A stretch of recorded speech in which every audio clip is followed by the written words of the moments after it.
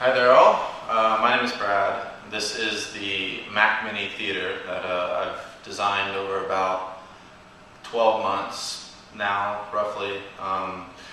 It uses a lot of little tricks that I want to share with you guys. The hardware that I'm using is a Mac Mini. It's the 2009, I think.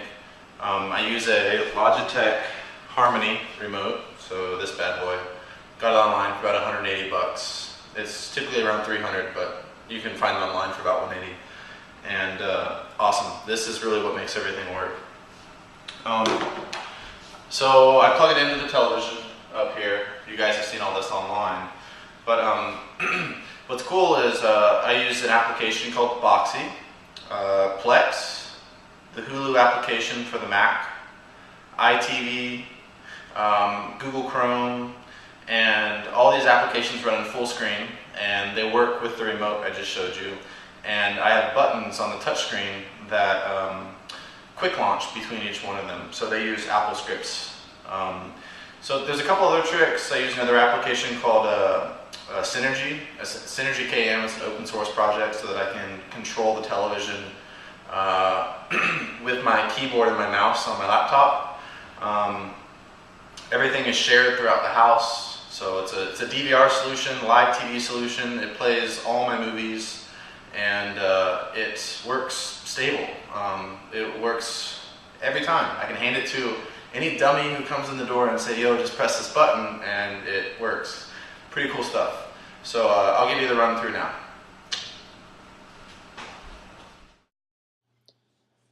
Alrighty, so this is basically the desktop. You'll notice that the menu bar on the top is missing and the dock is missing. I kind of thought this would be ideal. It looks prettier that way, I think. So here's the Harmony One remote. You see all your quick launch buttons on the top, and there's your volume and channel, directional, up, down, OK, play, pause, record, fast forward, rewind, and then you had a keypad down there. So this keypad will actually move your mouse. So 4 is for up, and 2 is up. You get the idea.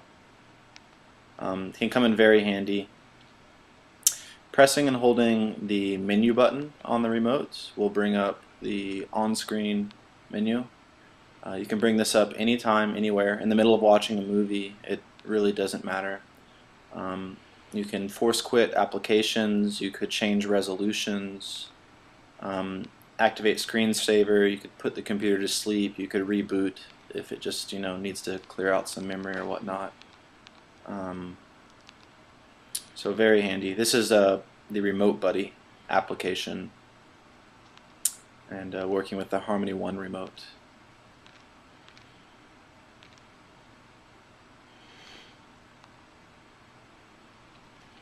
So this is the on-screen keyboard. Pressing and holding the letter E, which is typically the enter button, will bring up an on-screen keyboard. Again, this comes up anytime, anywhere, on top of any application. That way you can input text to the computer.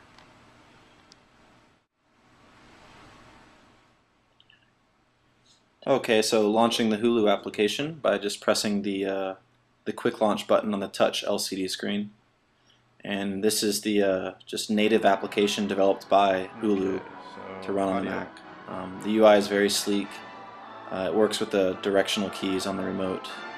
And you have 480p video. It's very quick. You have lots of stuff to choose from. The same stuff you would get on the actual web page, hulu.com.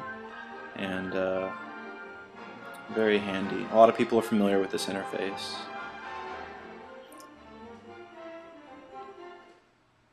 So you're Saturday Night Live. Play, pause, fast forward, rewind, just like you think everything would work. So moving on to Plex, you press the Plex button on the touchscreen. It'll quit Hulu. It automatically goes to Plex with a very seamless transition moving between the applications, which I like. This is an application launcher if you need to use it. But let's go into music real quick. So Plex will look into your iTunes library. That way you don't have to grab a mouse and keyboard to pick out music. just use the remote. Again, you can bring up the keyboard, you can begin to type in an artist name and it will find the artist for you. And yeah.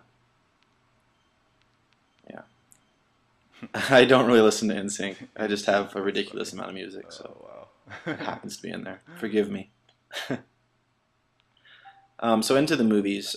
These are all file formats. These are typically MKV files. They're all HD.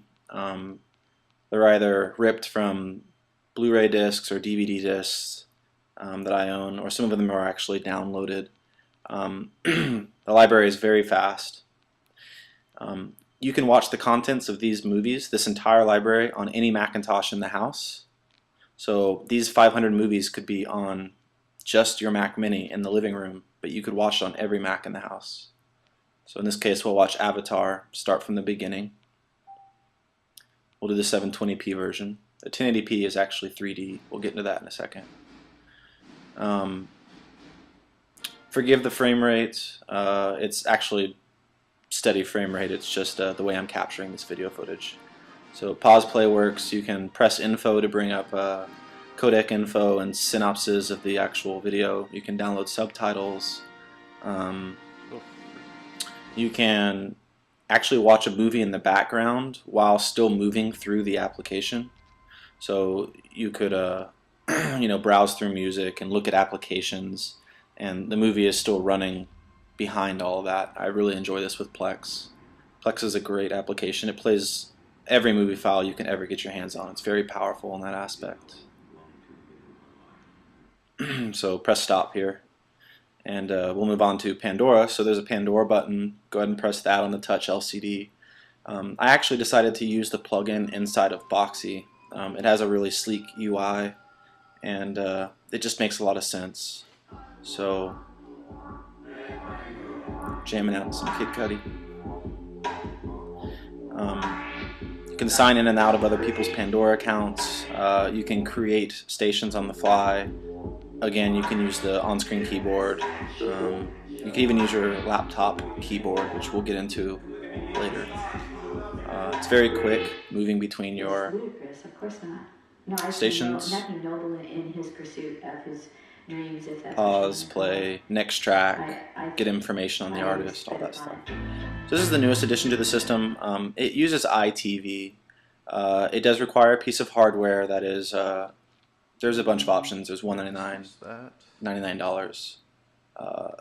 Sorry, I had to update the software real quick. But you can watch TV on your computer. So you don't have to toggle auxiliary inputs on your television. You just press a button and it launches this program. This is the iTV guide. This will work with Comcast, it'll work with DirecTV, it'll work with any provider out there. It also will record live television to a file in your in a folder on your Mac. You could email that, you could watch it on any other Macintosh in the house, you could watch it on your iPhone. So it's cool. It's a built-in DVR that will record to a computer. You can keep that file forever. It's great. Change channels and volume up, volume down, of course, and you can move back and forth between two different channels if you want to, just like you would on a normal television remote. And then Netflix. So I also use Boxy's Netflix application. So you press Netflix and it'll quit live television in this case and launch the Netflix plugin. It'll log into my account automatically. You could set it up for your account, obviously. You can basically watch videos on demand. So Netflix has a lot of television shows that Hulu doesn't have, and when you bring all these applications together, the possibilities are endless. Little Schwarzenegger here. And yeah, so this is Netflix.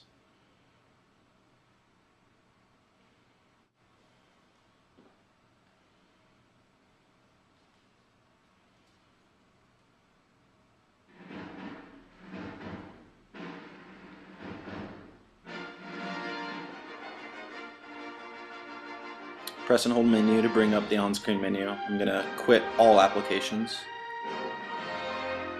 Takes me back to the clean desktop.